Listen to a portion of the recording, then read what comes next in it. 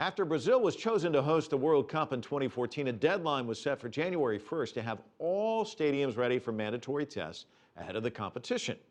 Half of the stadiums that are now ready barely made it. Paulo Cabral has more. The deadline was missed. Brazil had agreed with FIFA that all 12 World Cup venues would be up and running this year, but half of them are still under construction, like the stadium in San Paulo, which is set to host the opening match. A terrible accident in November killed 2 workers and caused part of the site to be sealed for over a week. Now city officials have promised to have the arena ready by March. The stadium is almost ready. Construction work didn't stop in a large part of the arena. So if we consider the area of the accident, the construction will effectively finish by the end of March. Right now, it's 95% ready.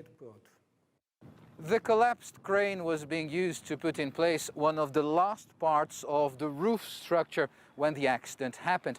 Construction works were on schedule here until this unexpected incident, and this stadium was on track to be delivered before the deadline.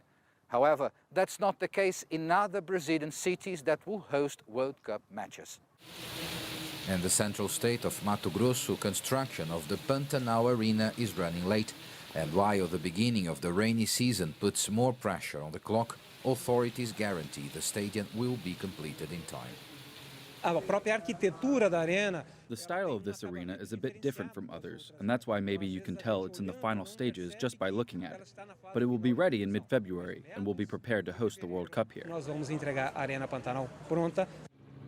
Further south, in the state of Paraná, works in the Baixada Arena are behind schedule because questions over the cost of the project delayed the release of funds.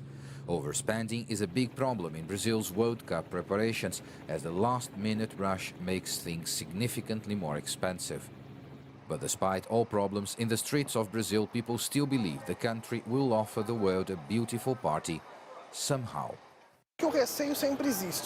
There is a lot of pressure, of course, and concern with these delays. But in the end, I think we'll be able to have a good World Cup.